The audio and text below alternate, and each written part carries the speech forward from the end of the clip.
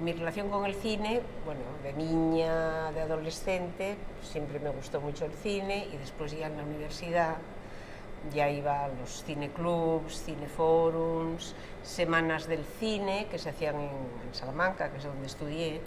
El abono pues lo descubrí porque una amiga, Concha, me dijo que Atrápalo le había enviado un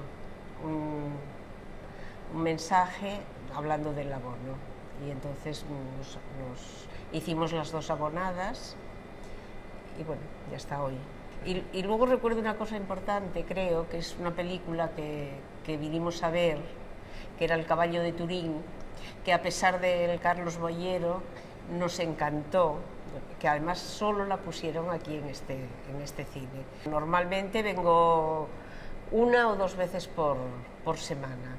Me parece que está muy bien porque se amortiza ampliamente. Me gustan mucho los ciclos de cine latinoamericano, el asiático, que claro es muy amplio, y bueno, pues a eso sí que soy bastante adicta, a los ciclos.